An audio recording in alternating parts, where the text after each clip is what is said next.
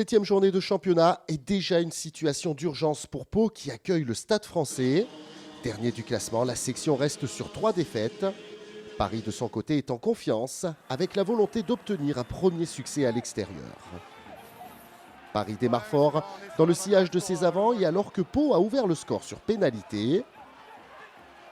Les temps de jeu s'enchaînent au pied des poteaux. Les espaces commencent à se créer au ras des rucks. Et c'est finalement le capitaine Paul Gabriag qui en profite pour inscrire le premier essai de la rencontre. Paris affirme ses ambitions et mène 7 points à 3. Mais Pau se remet en marche et repasse devant au score grâce à 3 pénalités de Zach Henry avant de faire un premier break. Maddox a récupéré un ballon qui traînait. Les soutiens palois sont bien présents et le jeu part sur la gauche où Daniel Ikpefan hérite du ballon à l'entrée des 22 mètres et slalom pour le premier essai des Verts.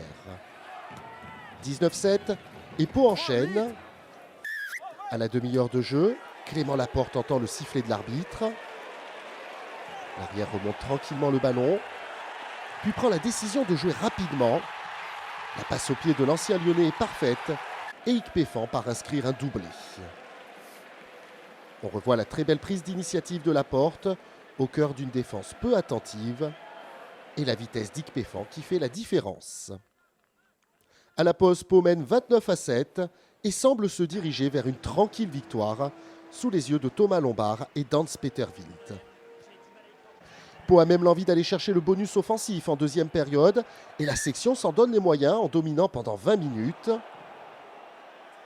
Les Béarnais pensent même que cette faute grossière de Marcos Kremer peut faciliter les choses.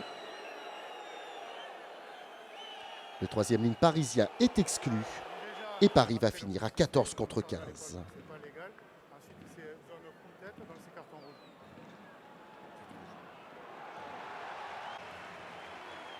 Mais au contraire, Paris se resserre et pense sauver l'honneur à la 66e minute.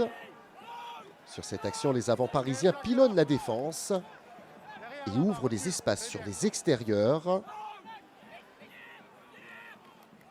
James Hall prend le large, où Harry Glover inscrit le second essai des siens. Glover qui résiste et évite la touche pour aplatir en coin. Paris revient à 15 points et n'abdique absolument pas.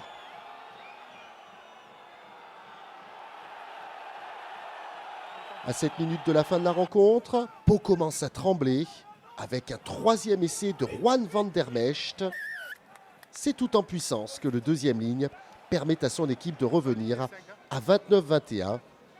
Domingo et Piccheroni, les coachs béarnais, n'osent croire en un retour adverse.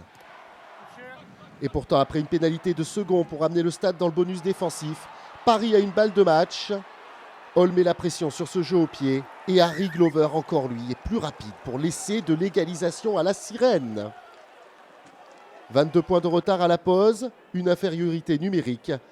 Et pourtant, Paris revient à 29 partout. Avec la transformation de Joris Second, Paris arrache même la victoire 31-29 pour un acte fondateur, en enfonçant un peu plus encore la section paloise en bas du classement de top 14.